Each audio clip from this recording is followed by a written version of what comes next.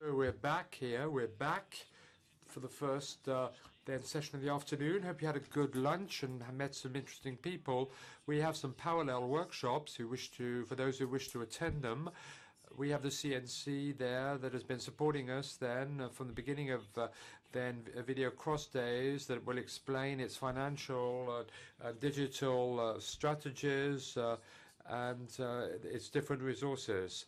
That's one workshop which is beginning at the same time as this plenary session.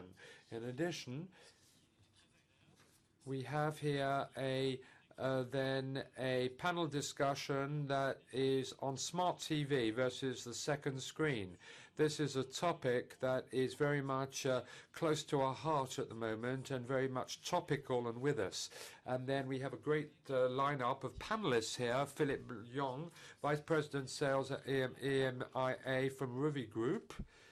Good afternoon. We have Stanislas Leridon, President of DOTSCREEN, that's a French, very dynamic and creative company on smart TV applications. We have Guillaume Mikowski, who is Brainsonic, Deputy Director there, who is been working on streaming and also been doing a lot of work on screen TV too, and on smart TV. Wisconsin, then, who is executive producer of BBC Comedy, who's with us, coming over for London. Thanks, Will. Patrick Zosti, Vice President of Digital Innovation and Communities from Orange. Thank you for being here too. And finally, then Julien Leo from Telecap Satellite, who's our moderator of this panel discussion. Good afternoon, everyone. I'm going to begin by asking the panelists to briefly introduce themselves.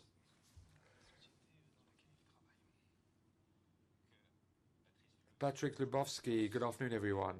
I then have been a gas and electricity utility user for the last 40 years now. Joking apart, been working for Orange and I've been working on innovation, and many of us have been working on the interlink between internet and then TV, in particular Czech TV. Thank you very much. Guillaume Mikowski, Brainsonic, a Paris-based then solutions company, video solutions company, and social networks, a new screen company. We support our media clients or other enterprises in managing, in broadcasting, organizing their content through new screens and through new their non-physical environments such as Facebook. Facebook then as a marketing and developer consultant. Good afternoon, Stanislas Leridon. I am co-founder and president of DOTSCREEN. That's a multi-screen agency. Then we are talk about first screens, initial screens, main screens, secondary screens, or second screens. Could be on smart TV or on, then it could be on set-top boxes as well, converter boxes as well for TVs. So our clients include publishers, TV channels, worldwide, France 24, Al Jazeera, we do a lot of work for France Television, a lot of producers are some of our clients. We have Deezer and web clients as well. So that's our main business line. Another business line we're involved in is publishing. We have Métier Moustele and Info Traffic. Then we're developers, we're publishers on certain services as well. Will, please. Good afternoon. My name's Will Saunders. I'm an executive producer in the comedy department at the BBC. I look after the BBC's comedy portfolio digitally, and like my French, really, I kind of speak pidgin internet, but fluent comedy. And I suppose I'm the panelist here that's kind of all about the content, really. With that in mind, 2 weeks, I think it was 2 weeks ago, our team won the BAFTA for new media for a project we did with a TV show called Psychoville. In a couple of weeks' time, we're about to release 7 full-length digital-only pilots into the BBC's video-on-demand platform, iPlayer. And we're currently working on a format that we think will take stand-up comedy, improvised comedy, and generally kind of use social media feeds to create content rather than use social media as a back channel. So I'm kind of fascinated by the technology and use it to really make our content as good as it possibly can be. Thank you. Bonjour. Good afternoon, Philippe Gong. Rovi is a company specialized in, first of all, in a program, then supply offerings to enable our clients to develop then programs that are best targeted and suited to their business models.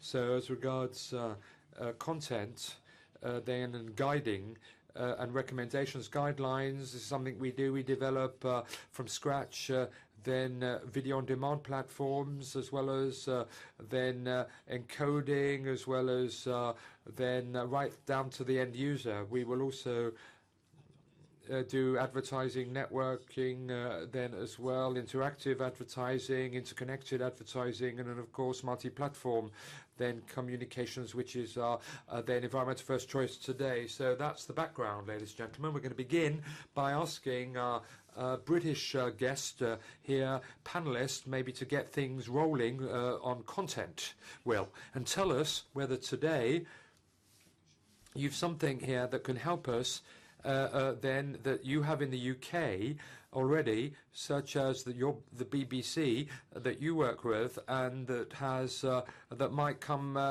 could be imported possibly, or some of its models be imported to France one day. I'm talking about entertainments, magazines for mass audiences. Do you have any examples of that, of developments, interactive developments? Then on the second TV station, they're on then multiple screens, for example, then voice, for example. And do you have that equivalent in the UK, or have you experience with it that could help us maybe in France through your experience with the BBC and these devices that could, such as tablets, iPhones, where each member of a family, each and every family member, it does something then, but not the same thing, that everyone does something in his or her own, as it were, nook and corner. Have you got a similar, I mean, is there something there that exists already in the UK there? So, well, I'm going to stop translating now, Will. You're doing a great job. Finally, stop it. Okay. I think it's interesting. Are you referring to the content, the show, or the platform? Which is the thing that is of most interest to you? Both.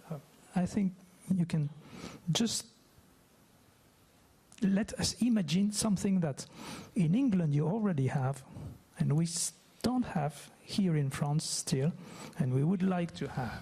Okay, I think that in the same way that the BBC is uniquely advantaged, it's uniquely disadvantaged in the way that we've created, I think, the biggest video-on-demand platform in terms of the iPlayer. I don't know how many of you are familiar with that. It's a showcase for all our TV content on demand. Weekly reach is between 11 and 12 million uniques at the moment. It's where we position all our TV content. And over the last couple of years, you've seen a strategy that the BBC, as money starts to fall away from a public service broadcaster, in the on-demand space, obviously what it wants to do is firm up its availability to everybody. So at the moment, what you're finding is that the iPlayer is a single product being built for multiple platforms. So it's now available on tablet, on mobile. You're talking about a post-PC landscape where the iPlayer is going to be available on every device we can get it on. As we hit a kind of converged landscape, it's already, TV manufacturers are sticking it onto the TV. So I think the advantage we have is we have this amazing platform that is free to use if you've paid your license fee. Where that kind of disadvantages, as I would argue, is in the way in which content is going, which I suspect is global much quicker than any of us would have anticipated. So I don't know how many of you are aware in the last few weeks of the campaign started by Take My Money HBO. The idea that people now want content on demand online, regardless of where in the world it's come from. So the BBC is focused very much on serving a UK audience, but against that landscape and against the landscape of deteriorating funding, you've got to think about what the solution may be, and I think the solution may well be commercial partnership and the ability to generate income by licensing its content in the on-demand space ex-UK. And I think in Europe, BBC Worldwide have already created the iPlayer commercial app, but I suspect the most complicated territory to get that into will be North America, because of the variety of rights restrictions and the fact that you make a television show and then you sell it to somebody, and you can't then make those rights available in the on-demand space. So in terms of platform, I would argue that the BBC's kind of journey on creating and evolving iPlayer is an amazing piece of technology, but the way in which we're funded, I don't know if that makes it unique in relation to the rest of Europe. Est-ce que c'est think, well, is this different to these different innovations? Do they include and entail IPTV, SDN, or possibly cable TV, satellite TV, or terrestrial TV, then DTT? Is there something here? Are there barriers, obstacles, technologically speaking, depending on the method of distribution or broadcasting there, Will? I think what you touched on there in terms of IPTV is an interesting one, because I think, again, the BBC in partnership with commercial partners, including the likes of British Telecom and other broadcasters in the UK, has partnered up around a project that has taken ages to get out of the door, called UView, which is the kind of IPTV platform inside the UK that I suspect it might be slightly late to market, because obviously the Olympics is the event that I suspect, in terms of on-demand and streaming, that is the one event that everybody's looking to in terms of a step change in viewing behaviour in this space. I think UView and IPTV is an interesting thing. It'll be fascinating to see how many different apps can surface on that product and have a viable commercial existence. I think the way in which iPlayer itself will be served, though, will be, as I say, through multiple different devices, and I think that product's being built so that it will be available on IPTV. It's available on everything now, Xbox. What will be interesting, I think, is how hopefully the content will start to change as a result. At the moment, we're still in an environment where we're effectively saying it's television, but we're piping it through different, channels. For me, the most interesting thing is what happens when you start to reach, arguably, certainly with digital channels, you can do this now. You should be able to reach much bigger audiences very soon in terms of the on-demand platform than you are with television. And what does that do to change the kind of television that you're making? That's the area that I'm most interested in. Alors, est-ce que c'est... This, though, is that those initial comments and statements. Does any of the panelists wish to react to Will's statements or comments there, particularly, and tell us? Maybe Brainsonic could come in here and tell us how then technology is changing. This technology is changing more recently, and particularly on how you integrate and incorporate social networks, Facebook or Twitter, in mass audience programs, TV programs. In France at the moment, are we at that advanced phase as they are in the UK? There's a lot happening in the world today, of course, in these fields, with a lot of experience. Then obviously the concept could interest, could then aim to bring audiences more towards programs, to put the right functionalities on board, to bring them on board, be it in Facebook or in a Twitter environment, then which is very much live conversation program targeted. Now, again, I'm thinking of multi-screen programs here as an example, because we've got different usages there that would fit that scenario. The idea is that this is revamping the way we produce content. You use the word experimentation or testing. Haven't we got some examples of experimentation? We do have some interesting mechanisms. Voice is something we started talking about this morning as well. The voice experience, we weren't part of the voice journey as such, but France Television crosswords, or mots croisés in French, we had an app before and during the program. Before that was then asking the 18 presidential candidates questions, asking them to react to internet user questions. And then we had other obstacles, of course, where we had 100 or hundreds of thousands and even millions of internet users today who are part of that process, who would become, as it were, specifiers, influencers, influence their makers or wielders around these programs. And before the program, that's the idea. And then we have the catch-up TV then phenomenon now unfolding, and the other conversational drivers that we can then add on to continue that, sustain that conversation and dialogue with the different TV viewers. You mentioned the key term here, catch-up TV or replay TV. Then surely isn't there a mismatch there, or a discrepancy, a variance? How do you explain how that small audience that will certainly grow, how it's actually expanding very, very quickly? How that audience, the TV viewers, after 2 or 3 days in, will then change, because that there's a change of paradigm here, especially on Twitter. Well, we've got a lot happening then, and that we can talk about, that is conceivable and attainable. It's about socializing those programs on demand to pull out all the stops then to make that happen. It's already happening. It could be ads, it could be this. In France, these are early days yet. We are beginning to be part of these projects now. We are also working with production companies as well, who impact content, program content in a major way. And then we have also production units, or outside production or broadcasting units as well. The baby boom phenomenon there certainly will help us there. At the end of the morning, we had somebody from Shine who was talking about that, but that could never have happened without Procter & Gamble, P&G, I think the interpreter heard. So basically then all this is happening. We've got 6 episodes, and we had 100 on internet thereafter, where we were monitoring, tracking family members as they move through time, over time, into the future, be it on different brand-related apps, then using with these different broadcasters.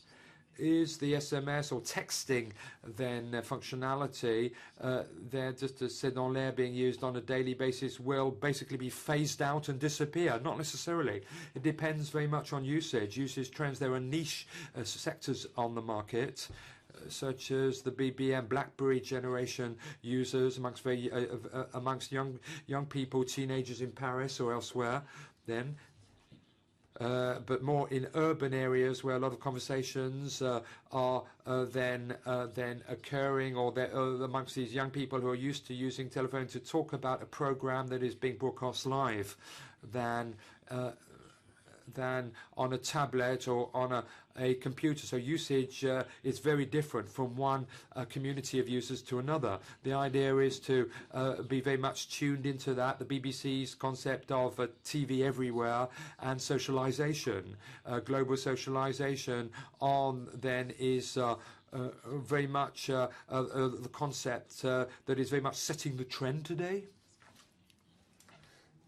At the end of the day then, what's the aim? Is it to boost audience ratings? Is it to bring more money in, or to boost revenue streams? Maybe it is to answer the question then, or to meet TV users' viewers' needs. Sometimes then we feel that the product offerings are actually trailing behind a usage or functionality, and that screen technology is not always keeping a pace there or track. Each device, each terminal is used differently. Today, a smart TV screen is a collective screen, it's a community screen. Several people can watch it, whereas a tablet is tends to be a multi-account device, certainly, and the smartphone is comparatively an individual device that you might not really want to share the use of. So these are systems or different systems that are only, as it were, in a fledgling phase or stage. And what's important is that on these applications, could you give a specific example? I can't at the top of my head, but the benefits of a second screen application is that you can enhance the program before, during and after it. So that's very much a plus point versus a smartie, because you can then look at the then certainly leverage the benefits and underplay the minus points. The idea is to share, then to alert the community, telling them I'm watching this program, wouldn't you like to watch it too, or I would strongly recommend that you do. So that's the first point. Secondly, you can interact. This is a participatory experience. It's about editorial co-contribution. Then by sending questions to the presenter, the moderator, or the facilitator. And thirdly, you can enhance that experience then, because a TV screen has its limits, of course. It's got its own program schedule that is limited as well, and you can't offer as much as you could then on a smartphone or tablet there. So the ecosystems we're working on, and the environment we're working in today, then the editors or the publishers, and I would certainly bear this out as a service provider, have been working on the new technologies, then they're now to develop them, and now the latest thinking is that how these screens will interact then amongst themselves, communicate between themselves. And if I maybe would project this into a 2-year time frame, then we will see content, but we will also see more apps, and the link between a producer and a broadcaster will not only be about selling distribution rights, but offering apps that will enhance the program per se. So, of course, it is very interesting. And this timeline before, during, and after that is highly interesting, because we earlier on had some temporary programs that will only be broadcast at a certain point in time for a certain duration. And nowadays we have this like before phase, and then the broadcasting, and then afterwards there's also a continuation. Lately I was at Canal Plus, and the director was introducing the entire system to us, and they had one camera focusing on one single player, and he had done this for the needs of directing the movie. But this is something that can be implemented for a second screen application. For example, I say, this is my favorite player. I would like to see him all the time on my screen. And you made an order for such a specific application in order to tell stories and to produce new contents, which means that I, as a viewer, am going to decide upon what's happening on my screen. Yeah, in this respect, we saw for a few years in the world of football or Formula One, we saw several cameras, we saw several perspectives, a closer one, a further one, and then it was necessary to, if you wanted to watch the various perspectives, you needed to change from one channel to the other one, remaining on the same screen. Can you imagine such a system with the current tools? Yes, I think the issue was rather the user-friendliness, the ergonomics. I think nowadays we have really achieved great advances in terms of remote control design, so that a person might navigate on very complex platforms and interact with those contents. Then we have the second screen, which is, of course, of a vital importance, even if it has been existing for many years since we came up with the computers. which was maybe 7 years ago when people had the opportunity to chat on the MSN while watching their game. Nowadays we have a very strong consumption of tabs and second screens, and this is why we're talking a lot about this. I took the mic. Okay, I don't think that remote controls are getting better. I don't think that they're improving. They are awful in my view, and it's not about complicated market studies. It's really just asking your neighbors, and then I'm very often getting calls from my neighbors who think that I'm the modern version of the public writer. People call me and ask me how it works, and this gives me an access to the real, genuine concerns of the people. So, for example, should I use those touch devices to pilot, to interact with my TV set, or what are the buttons I should press? So we see nowadays with the existing remote controls that manipulation is quite difficult, and there is there was no delay when you were switching the channel. With the smartphone, you get some extra latency, and so this delay time is even longer with the voice command also. So maybe tomorrow's remote control might be an achievement mixing all those several technologies, but this is not the case today, and we really need to work on this and to work on the existing assets and experience in order to reach a good technology. Okay, so within a few years, the new issue shall be new remote control or a second remote control. Maybe we'll need 2 remote controls, a very simple one and a very complex one, in order to use all possible opportunities. I don't think so, because with IP media, you see that tomorrow Shoe may even be a remote control to tomorrow. Well, if I may correct on what you said, we still had 3 or 4 months ago, I used to say what you are saying now, that remote controls are too complicated, but now we've got some gyroscopic remote controls, and they really meet at least my needs, but they don't need my mother's needs. So of course it's not easy for her to understand that she can very easily tick at one point on the screen. If we are talking about the general public, I mean, I like you very much, I appreciate you very much, but I even more appreciate your mother. Somebody said this morning, when my mother is going to tweet, then I can say that we've achieved a true revolution. I'm not only talking about the passé, but it's just about finding the right market and finding the right time. And we need for that to erase problems and difficulties and obstacles. So we need some more simple platforms and interfaces. We need some more simple devices. User-friendliness is important. Yes, I agree. Will, what is your opinion on this? Can you react? Just by our experiences, and again I say I'm not a technologist, but it would appear to me that the thing to get through is to make on-demand viewing of television mainstream behaviour. What you're talking about is, you know, you have a generation of early adopters. We've reached, you've got the diagrams that show we've kind of reached a point where it's now about getting a mainstream audience to engage with on-demand. And I don't know what kind of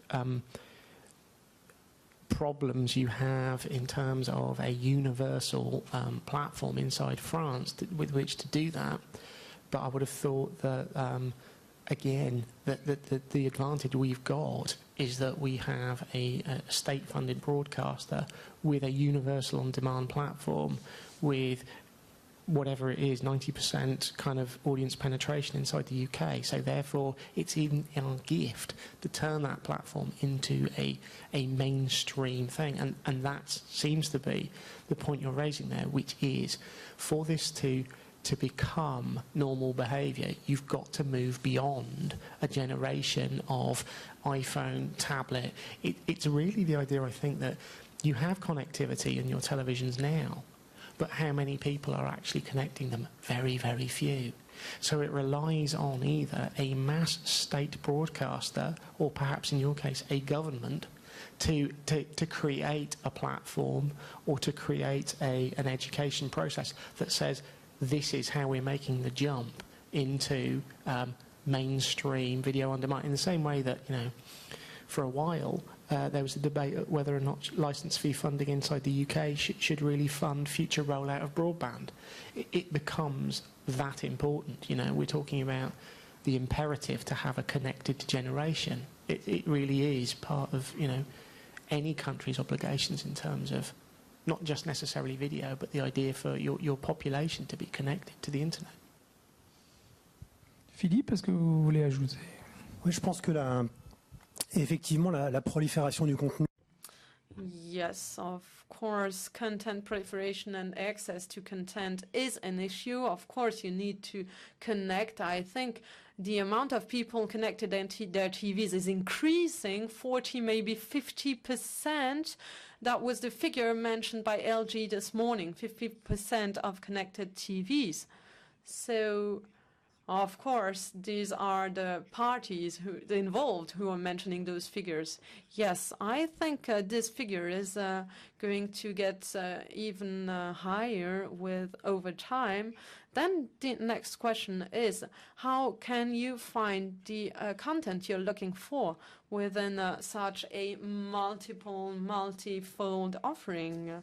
How can you then choose between linear and non-linear TV, and how can you come up with an offering that meets the consumer's needs and that is meaningful to the consumer? It's not easy to recognize or just to know that this program is forecast or is available as a replay on this or that device, which means I think that we need to work on our devices in order to help the consumer finding the wished content.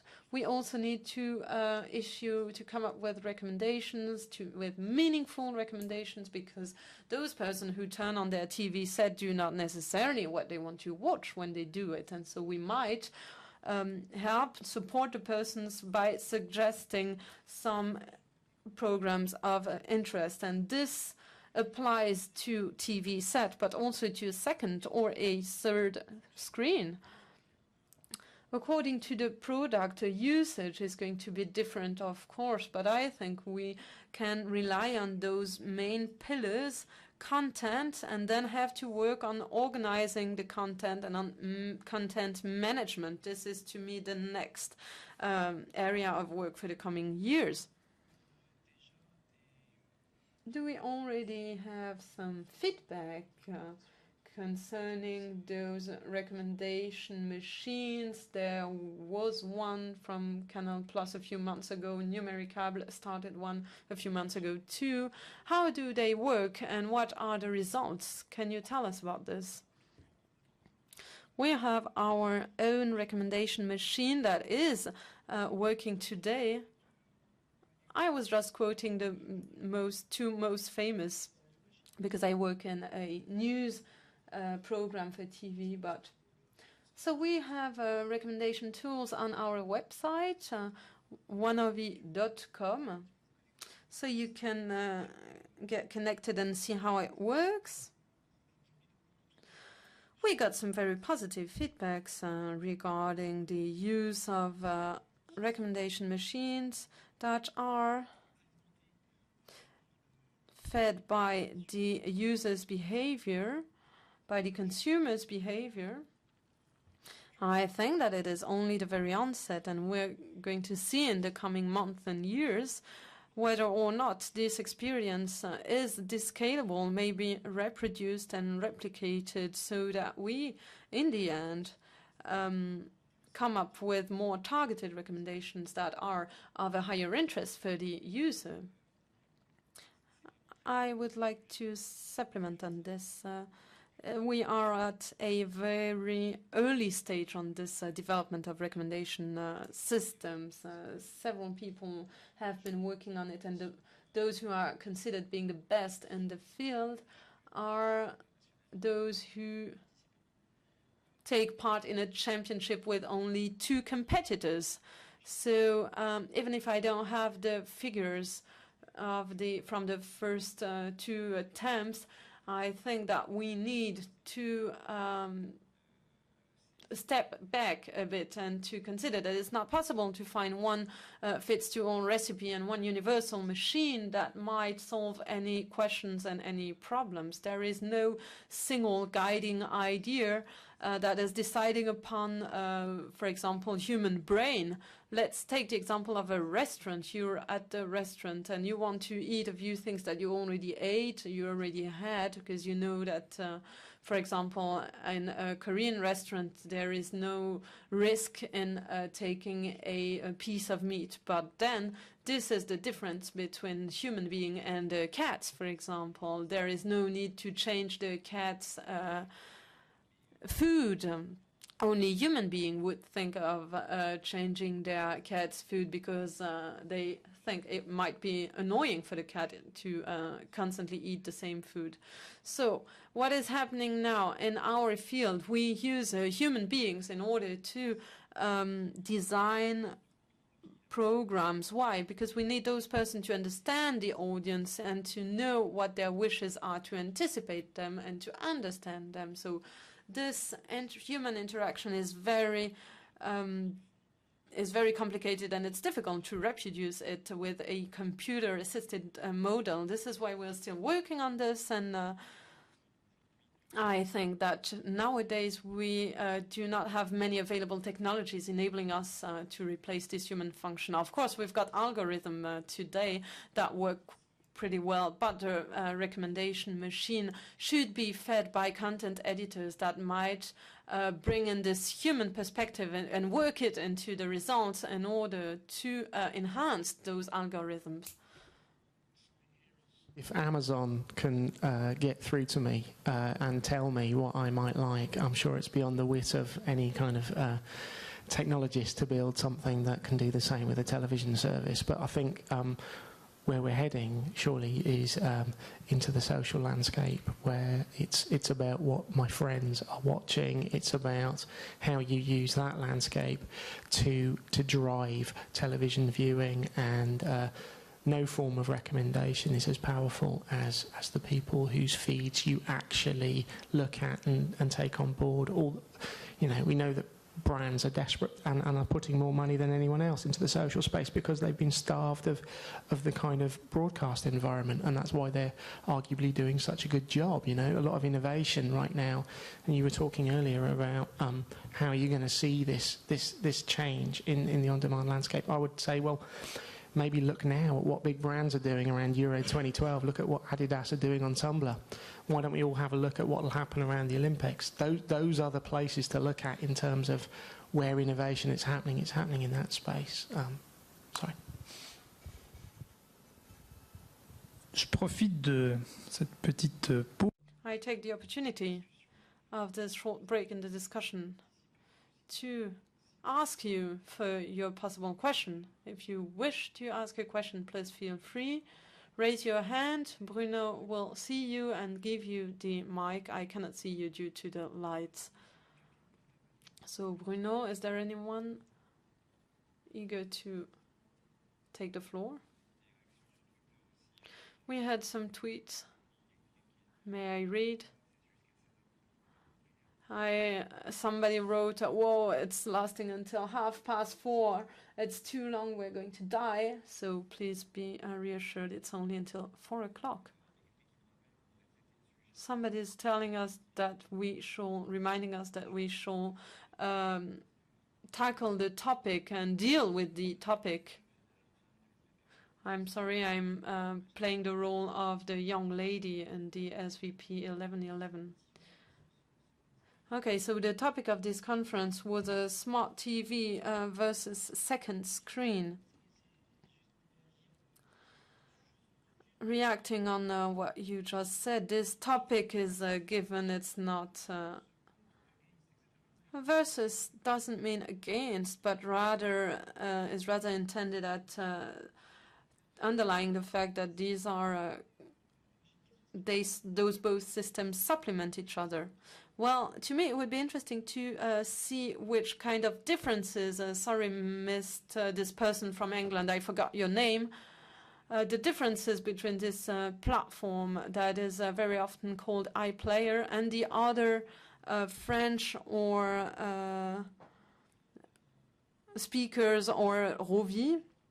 Maybe I think the issue of smart TV, I have no idea of what the exact meaning of this word is, and I'm not interested into that. But you're talking about linear content with social TV, and Mr. Will Saunders is talking about VOD, video on TV on demand. So what is the difference? What is at stake? Do we need for tomorrow a fully on-demand TV with a few live events, live cast events, such as a football game, for example? Because it's not interesting. I mean, watching a football game in advance is just impossible, and afterwards is merely not interesting.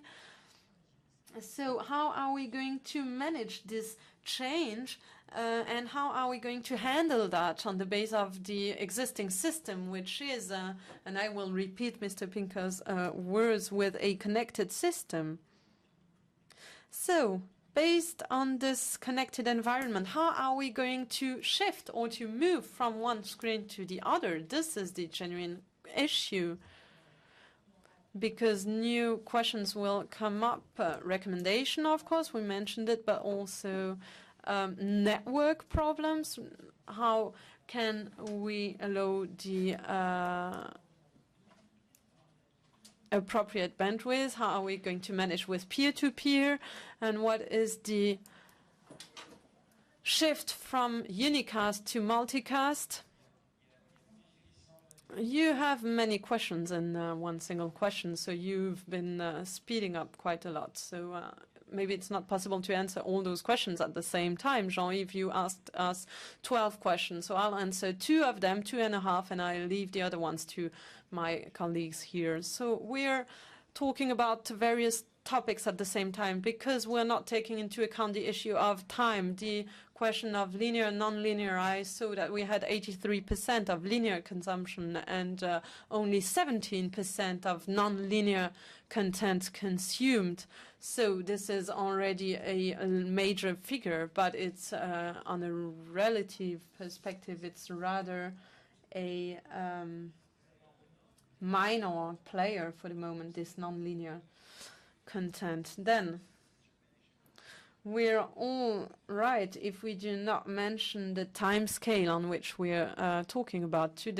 Nowadays we are talking about connected TV, smart screen and smartphones, and we are just mixing between what's already existing and what we would like to develop in the future. So I think that we all come up with plausible possibilities and scenario. We always have great ideas, and sometimes we all know the story of these projects that couldn't start and then is going to be started later on.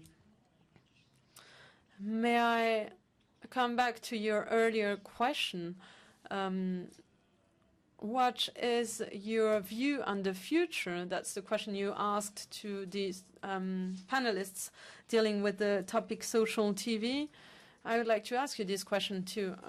Okay.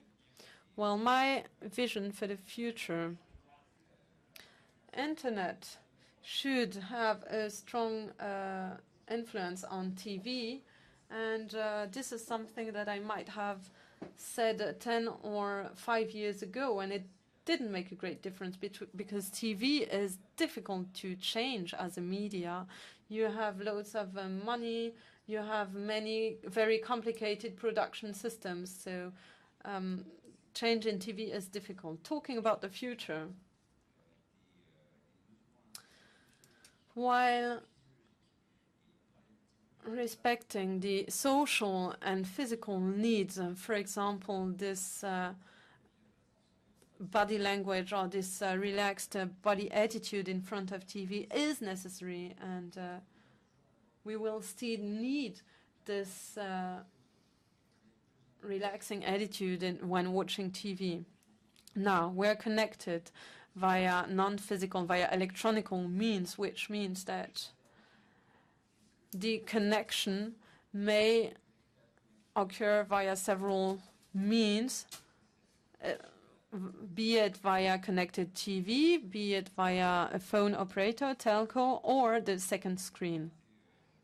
So we have a practical approach, and we are working on the 3 areas and maybe the 4 areas. The 4th area might be our TV service on the Xbox.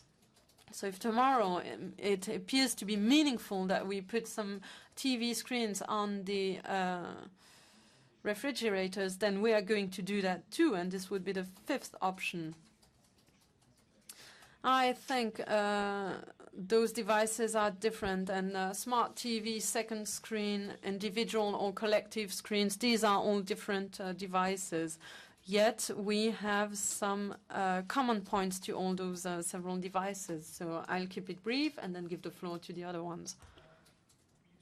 TV, right? We're talking about it as if it's kind of some universal thing, and I just don't think it is. I think some programs are intrinsically social, some programs are not.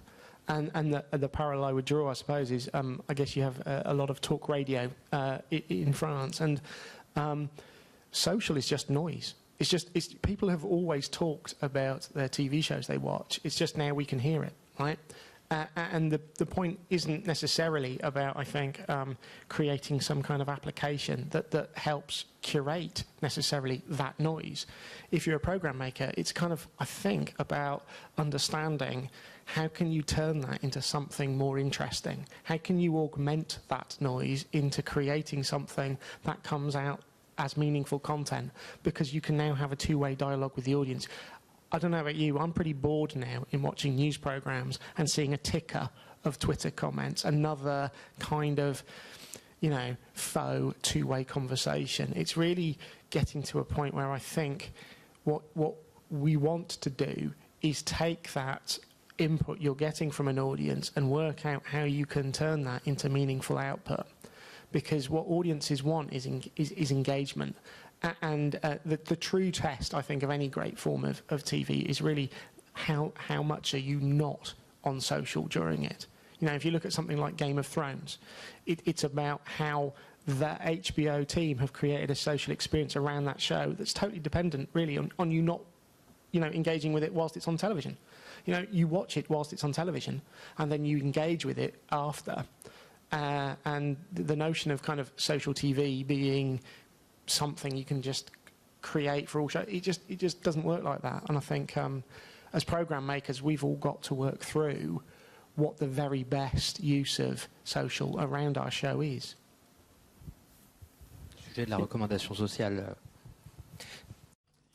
Talking about social TV, and in order to supplement on what has just been said, of course, second screen is not mainstream, and TV viewers are just getting lost between the several labels, HDMI, HBB TV, and other ones. It's really complicated if you want to find your way in order to buy a TV set.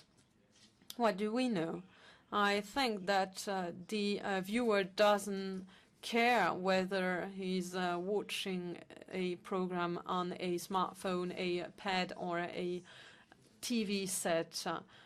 We need to bear in mind that there is a need for a simple and easy experiences. We saw with HBB TV, smart TV, people trying to fit in the content of websites within a TV screen, and they came up with a rather poor contents and not working combinations. So the remote control is not as powerful as a mouse is, and this has to be taken into account too. So first priority, simple, easy access. Second, we need to put the focus on an interactive, a two-way relationship with the viewer. This reminds me of something we saw on a website where you have, for example, one comment posted and then 100 people who read this comment. So coming back to the issue that is on debate here, I think that we can use those smart TVs as an echo, as an answer. It is not only, and I agree on what Will Saunders said, I think that the real challenge for tomorrow is how can you differentiate between this this noise, and on the other hand, the social network, the added value, the added output that comes from the viewers. So this change might occur, first of all, via the users' device, and we have to teach them how to view something else than what they're offered to on the linear programs, and then teach them how to identify the interesting program and find it. Yes, of course, but you have several types of audience, and you need to address the mainstream, the general public, and even if the connection rates are not that high, it is necessary to also address the computer literate public having audience, having many devices and many screens. Okay, so we talked about the way you can connect. Do you know how many connected TVs are connected via Wi-Fi or via a cable? And what about this automated Wi-Fi connection? May that solve your problem? Okay, so I bet a bottle of champagne that you cannot give me this figure. We have no survey, we have no figures from Mediametrics, and I don't think that you can get some reliable figures on this topic. We see that there is a development and an increase. The audiences are rather focused on SFR and Orange because there are those who offer enriched contents, but Samsung and other players are coming on the market. And why are they interested? Well, we know that this market makes up $3 billion, so it is a very profitable and very interesting market, and we have some newcomers on this market too. First of all, because when you buy a TV set, you get connected automatically. You have your channels and your Wi-Fi networks that are automatically connected, and if you do not do it, you will get an automatic notice on your screen telling you how to do it. You also have some streaming incentives telling you how you can connect in order to get some more AV content. So this is a growing market, and important is the social TV, which is nowadays a small market but has a huge potential. Talking about HBB TV, I can tell you that once a week we get a mail or a call from a viewer who's asking us how can we get this channel at Telecable. I'm not surprised. Of course, in order to, if I was playing the role of the anti-geek, I would say anti-nerd, I would say that the connection rate is not the main point. We should first of all consider a few basic items. For example, where is the TV set in a home? It is in the living room. This is a terminal. You're proud of it, and you're proud of having a very big and very beautiful and very nice screen. So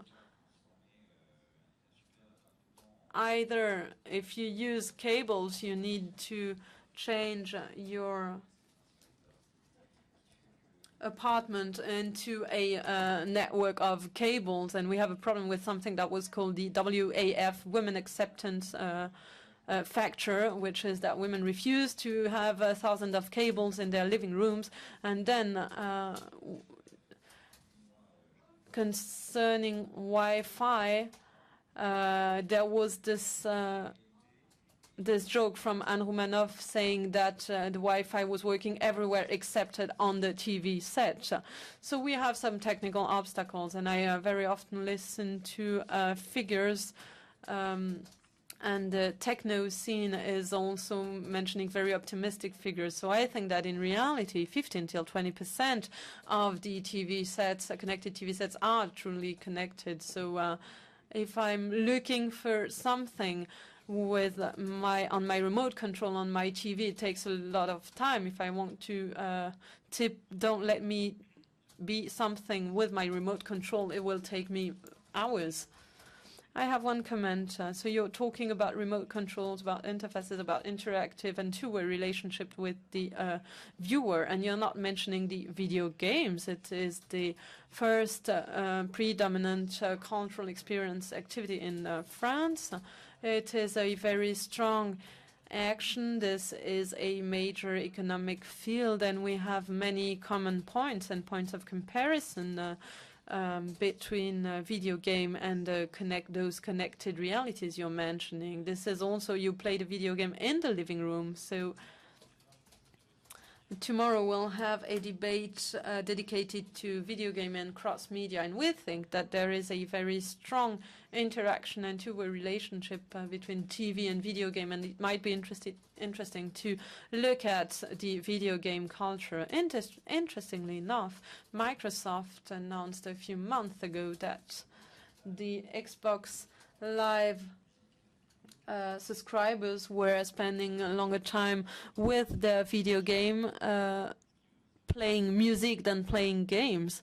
So this is interesting because we see that Orange Network or hybrid smart TVs or other HBB devices are in a certain amount on the territory, but we have much more game devices, and the Xbox is very powerful, is used to other ends than gaming. And reacting to what you said, I come from this field, the game field, and I think that this is a very interesting input in order to achieve a user-friendly navigation. You do not click in vain, because I agree on what you said. Remote control is really a pain in the ass, if I may say so. And it's certain that game players may bring many interesting inputs for TV. So I'm placing my product on TV Check. We're considering this gamification issue.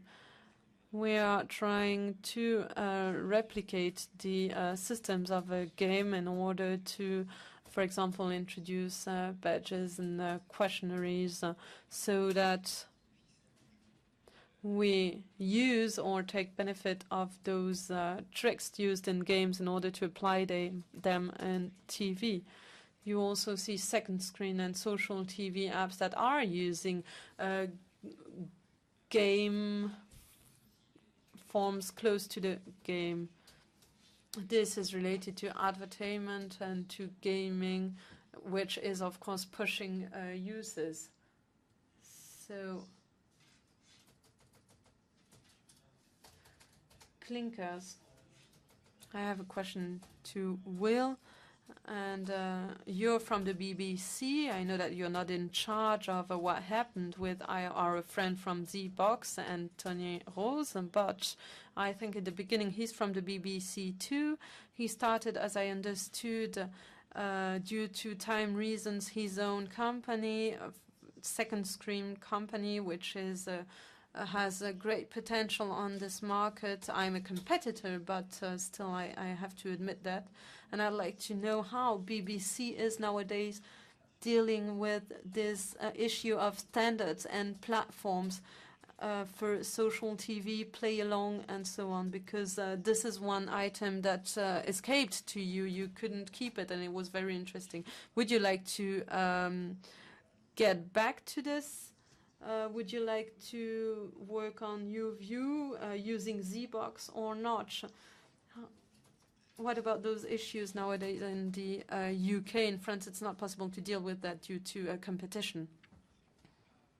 I think you were talking about Anthony Rose there, yeah? And the architect, or one of the architects behind the build of the iPlayer, who left the organisation to initially work on the UV project and then partnered up to create one of the perceived to be a really good TV check-in service called ZBox.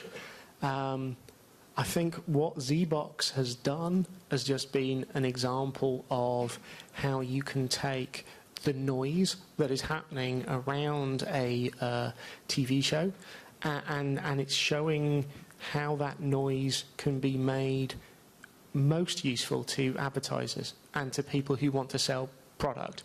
I think it's a very good application. I think it has a very strong future commercially, but I would argue from an audience perspective, I find it a bit so what, because all it really is a series of automated feeds pulled into a platform, and I would have thought from my point of view, again, as I say, as a program maker, who's somebody not driven, luckily, but by profit, I'm driven by the experience. What I would like to see us creating and rolling out in a public service space would be a genuinely curated experience, not dissimilar to Zbox, but I think we're waiting for a live blogging platform that can move at speed, that can create that. And I think there are certain events that we will hope to utilise that kind of technology. I suspect the next thing I'm looking at will be our UK kind of telethon called Comic Relief, which I expect we'll be looking for some kind of step change in the way that we do social and we do interaction, but we do it on the BBC platform, not on a third-party platform. Justement, la question qui se pose, c'est justement celle-là. So this is exactly the question. So Dbox is nowadays an aggregator, and they have no editorial dimension, but this is only the first, the onset, and it is on the pipes. And the genuine issue is maybe the user needs a common platform, because when switching from the channel 1 to channel 2, you do not need. It's stupid if you need to switch from app 1 to application 2. So isn't there a need for a standard platform in this way? Je pense que vous avez raison. I would have thought, I would guess you're going to see a lot of that build, if you're talking about that, maybe potentially happening inside Facebook or inside somewhere where you're expecting audiences to remain and where it's an intrinsically social environment. But yeah, you're absolutely right. You're going to need a standardised platform, or you're going to need this bun fight that's going on amongst however many check-in services that are out there at the moment. Some of them are going to rise to the top, and they will become the standard platform, I would suspect, and maybe it's going to be yours. Who knows? Du point de vue de l'utilisateur, du client, c'est... From the customer viewer perspective, this is not called a platform. So to us, it is a platform, and to the consumer, it is a place, it is a location where they can talk, they can play around this TV show. So this is the way it's going to be understood by the viewers. And I think what you're telling when mentioning this complex process of switching from one application to the other, this echoes to the obstacles that we have in dealing with TV companies who think that all the other players, communities, social networks, cross networks, websites for TV and magazines are the places where this discussion may happen too, and then you can zap, and zapping is a very, very common behavior for the consumer. Of course, we're talking about Facebook, but we see today that media websites have not socialized completely, and this is a key factor in order to drive the audience and to maintain your audience or get new audiences. We saw, for example, Dailymotion and the Open Graph project, after which they got a triple-fold video consumption rate. Nowadays, when we design an app, we design it for all devices, pad, mobile, internet, etc. And tomorrow, boxes will be socialized too, as will Orange and other be. So I saw maybe 100 programs thanks to this. And a friend of mine was watching a program and telling me, I'm not the target, the old lady targeted by the product, but this is a way of consuming. This is a consumer pattern, and we see that there will be a possibility for generating interesting noise and getting back in my within my friends, for example, one important video and item of information or any other kind of content, be there video, text, and so on. You probably saw this Yahoo News event on the social networks and on the internet.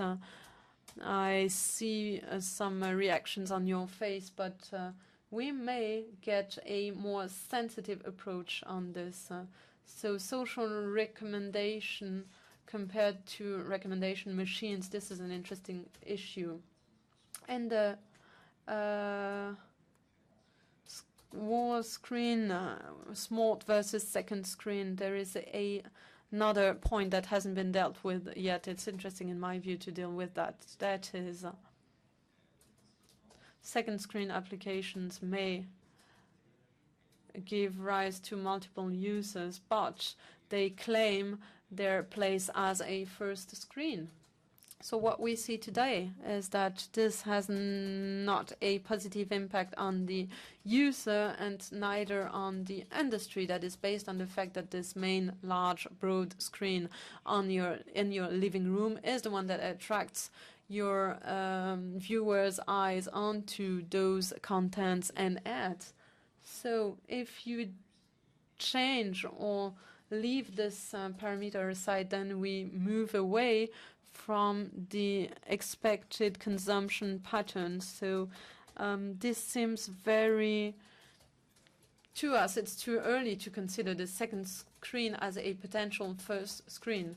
Well, but anyway, this is what's happening in reality. So I read that 55% of those people who are watching this first screen, the TV screen, are not watching it and are not listening to it. It's only a noise in the house, a rumor, but maybe what we're doing may also get back the viewer's attention onto this screen.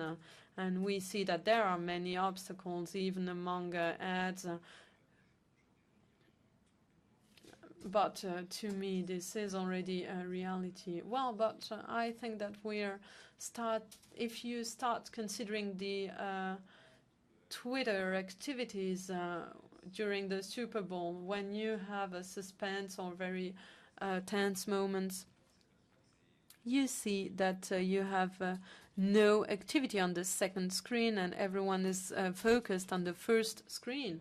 So this is challenging to the producers because they need to find a way to manage and to control for any kind of a program the way in which people are going to experience the second screen and not to be drained away from this second screen. Then I saw that some second screen applications are a bit too intrusive, and then people say I missed something happening on the screen and I was reading the tweets about it, but I didn't watch it per se on my main screen.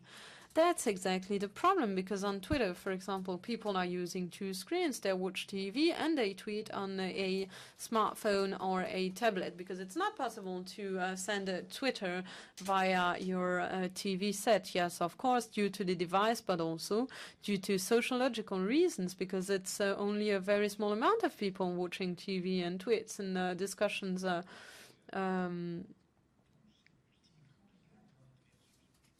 For this, you need to be in a position to have a dialogue with people that are not necessarily those in your living room watching the same program as you do. Both screens supplement each other, because on the one hand we see an increasing video consumption, and the consumer in the studies we led is still mainly watching video. I'm not taking into account video clips, but video on TV, so that video consumption is increasing, and this increase is also happening on the TV screen. So we see a supplementary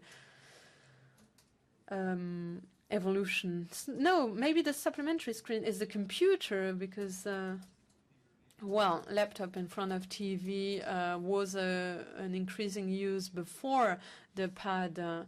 They talk about belly vision because you had your TV on your belly, but today this is not an increasing use. I see there is a question. Coming back to our topic, I think that there is not necessarily an opposition between the TV and second screen. To me, this is not the case. On TV, you can watch quality content and share it together with other persons, and other screens are good for interaction. So, to me, the logical interpretation of this would be to have a second screen in order to react, to discuss, and to post your comments, or to decide or to choose the program you want to watch. This is what Apple is doing with AirPlay, for example. So let's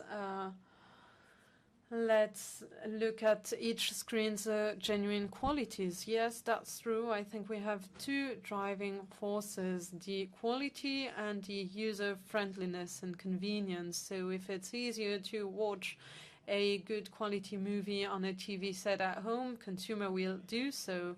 And of course, they will use their pads or tablets for other purposes. Surveys have shown that people keep watching TV on their TV sets.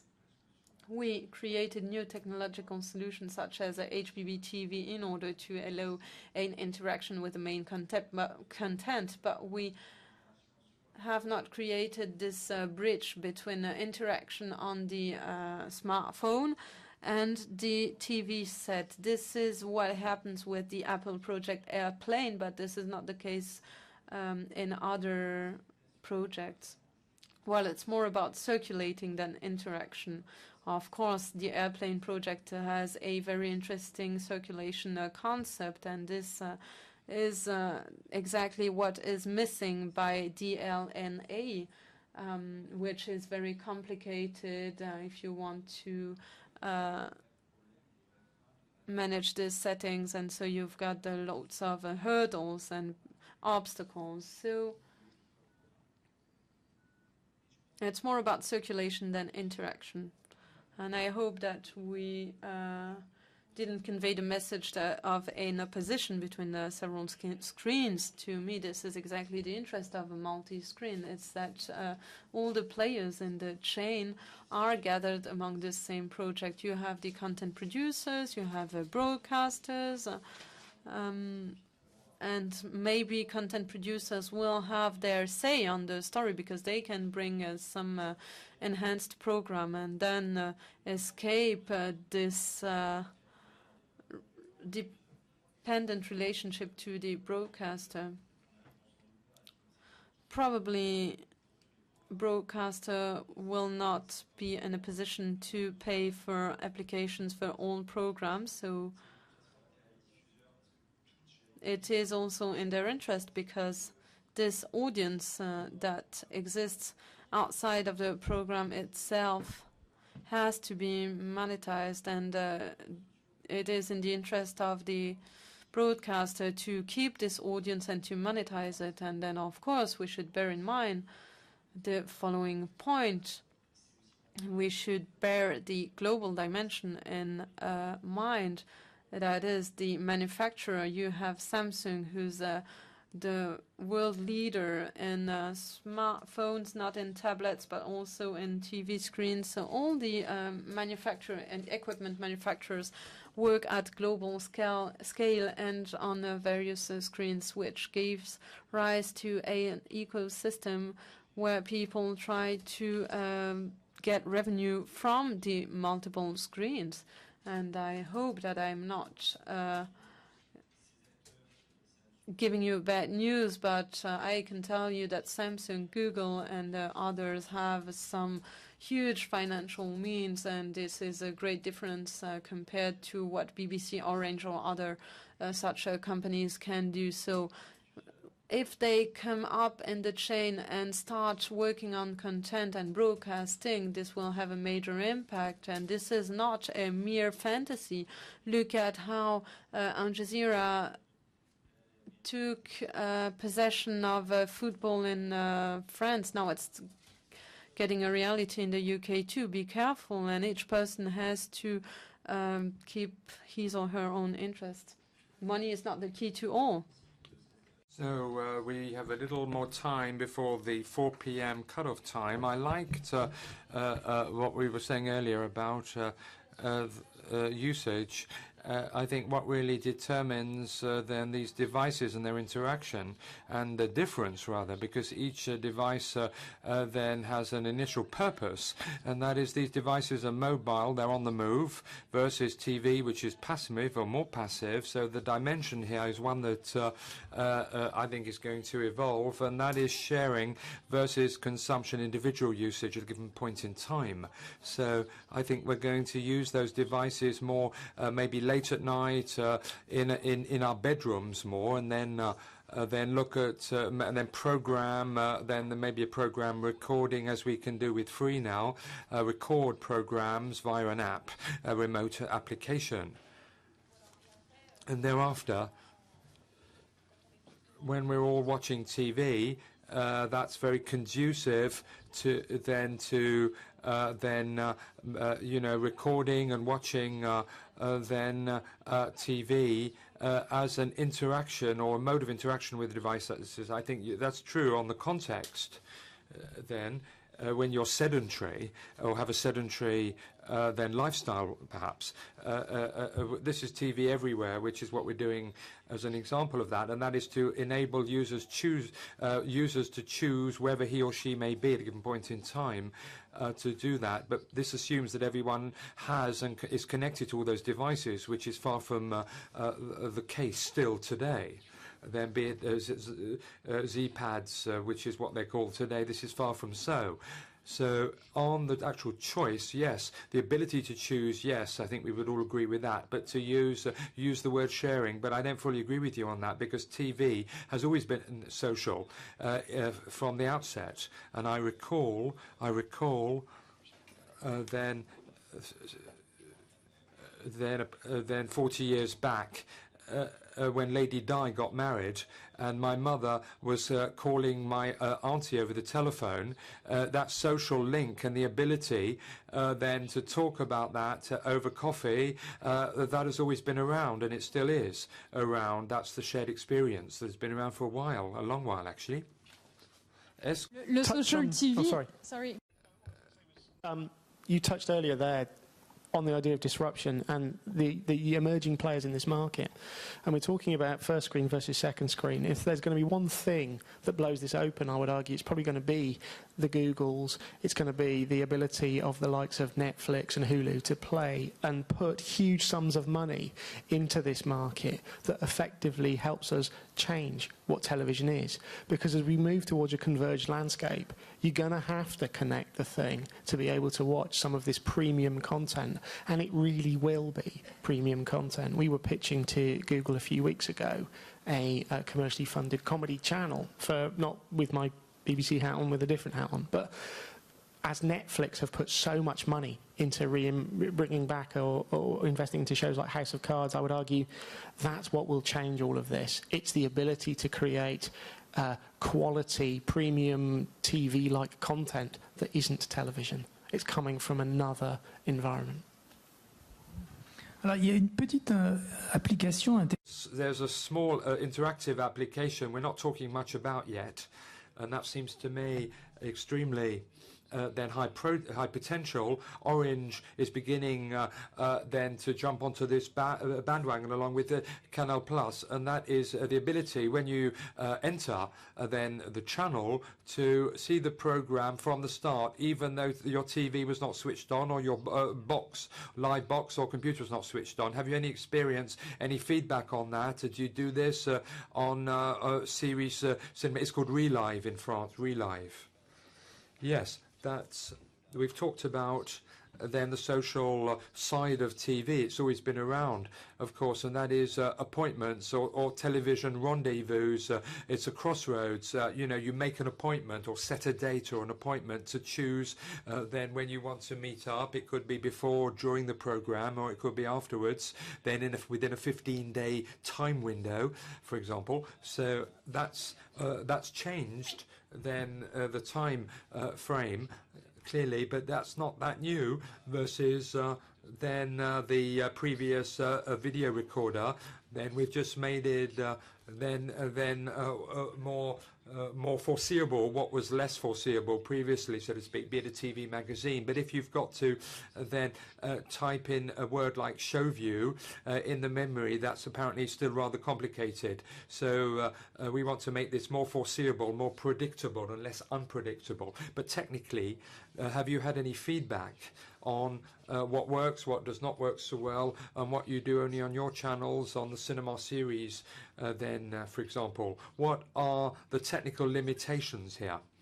Well, there are limitations, but more maybe commercial in terms of agreements on the beneficiaries of rights, copyright, authors' rights, and so on. We're all today in a catch-up scenario, rationale, rather than starting up re-live during the event. But this will probably develop. We are not changing fundamentally then usage. We are simplifying it then by staggering it more over time, allowing people to choose more and to browse. But for then the audience, that's major progress. That's major headway, is it not? Yes, it is. We tend to miss then a given time. It could be then a football match while you're at the office, or some of it because you're still at the office, such as yesterday's England-France game, which was broadcast at 6 p.m.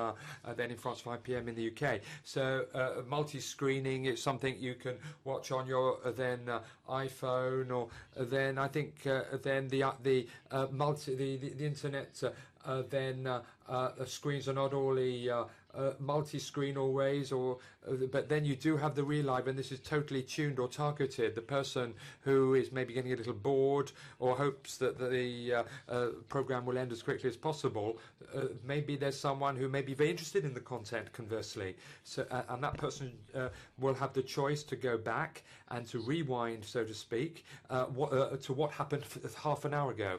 So the TV viewers, so this is creating and adding value there for them. I'd like to stress the point that smart TV, and that's the latest screen that then was actually protected from the internet wave or burst. So this does open opportunities for newcomers entering the market. Then the leaders, the video leaders, that's YouTube. I've nothing personally against the BBC or TV1, but they didn't create YouTube. Smart TV is paving the way for new prospects, then opportunities, high quality content on the web. For example, this is still complicated. You need references, you need credentials, you need to invest sometimes heavily, and the screens that have the best experience are on TV. Smart TV has the benefit is that you've got small publishers who are now entering the ballpark, the competitive ballpark, then, and who are then entering into competition with other operators, sometimes with high budgets. The development budget for a connected TV on major brands, Samsung, LG, Sony, for example, and Philips, and so on, is something like 25, 30, 35,000 euros. These budgets are, let's face it, are quite substantial. So if that's the entry point, then to then compete with cable and satellite, there are opportunity windows there, certainly. So I think that's the benefit of multi-screens. It does open, it pushes the borders back, stretches the borders out and back. then either through agreements with EPTV, their networks, publishers who can then take a position on the market. But they should probably change business lines. That's 25,000 to 30,000 euros you mentioned, but you've got to also pay for the content. You've got the quality of the content and the broadcasting then quality. Web TV, I'm sorry, after 5 minutes, I'm sorry, the image quality leaves still quite a lot to be desired. After 5 minutes. You've got LSD on the internet, which is improving in quality. On the other hand, I have a question to Bertrand, if I may, here, to pick up Stanislas's point. Then Eurydice on. We've seen interactivity in France arise 1995 when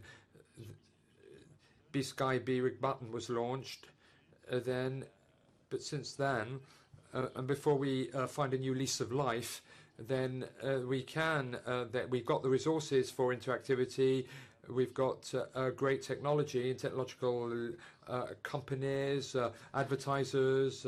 We've got everything we need in France. We've got all the resources, and yet people talk about social TV, and people talk about Twitter and Facebook now in France, and not French solutions, e-box. So my question is then to you, why is it that France has the opportunities and then to become a high potential social TV marketplace, and perhaps it's not using or tapping into that potential? It's a question for Will from Will Saunders. What do you expect from France, Will? I expect you to win Euro 2012. No, I don't. I think it's without understanding the position of your state broadcaster, I think you do need a single platform solution to some of these problems. Otherwise, the consumer is just going to get confused. And whether or not that's going through a state-funded broadcaster or a big player in the UK, you can't underestimate the power of Sky B, or Sky. Sky is one of it's putting more money into innovation and original content than any broadcaster in the UK right now. It's carved a niche. It's an amazing innovator in the digital space too. You need either a state-funded solution, or one of the broadcasters has to lead the way in terms of creating a platform for the consumer that cuts through all the nonsense that creates a kind of industry standard, I would argue. La route est toujours compliquée quand on... Complicated journey then, when you start from then 0%, 1%, 10% as you vamp up. Today, then the issue is that how do you go from 1% to 10% maybe in one fell swoop? We talked about social TV in particular. Here, there's still a lot of work ahead of us. Then this is not innovation, but in France yet, we're not in monetization then, which is profitable or lucrative yet. Stefan, Will's comment is a valid one and relevant one with regard to Orange, when he talked about the major player that should invest a lot of time and energy and money in innovation and development. Around this on this panel, we've got two French people who do have a lot of money to invest in innovation. Then we don't have Sky then at the moment. So then what can we wait for? What can we expect from you then? Well, we're doing something, surely. We are then we have been doing a lot on content, working with our emotion teams, partners, the second world's largest then video site player. Then a second one, then which is only slightly then behind it. We are working on TV Check, social TV apps, then with Rendezvous, and on enhanced television. We are doing events as well, applications such as the Roland Garros tennis championships. We're trying to do this whenever we can, when we can, and we're trying to vamp up with ecosystem. But when we do something such as TV Check, it's not Orange will not alone revolutionize the world of TV. We're here specifically to understand then our customers, to meet their needs, of course, and to control the technology. But thereafter, we're not doing anything we will do nothing without the producers and the channels. We won't go it alone. This is teamwork there. We're going to work in tandem here. We can't do it alone, and nor do we intend to do so. But Sky, doesn't Sky work with Canal Plus? Excellent. Thank you very much to the panelists and to the audience. But before we have a coffee break, tomorrow we have two great keynote speeches, or rather workshops, then led by Guillaume Mikowski. He's going to talk about social TV tomorrow, and we can then go into more detail with him and on the technology. This is one of the rare French companies at the moment who is listed on Facebook, certified on Facebook to develop those solutions, and also DOTSCREEN, then with Pascal Iscon, who will talk to us about then their DOTSCREEN services and the golden rules to be successful on smart TV solutions. Thank you very much, gentlemen. We'll be back half an hour for then the next panel discussion. Merci.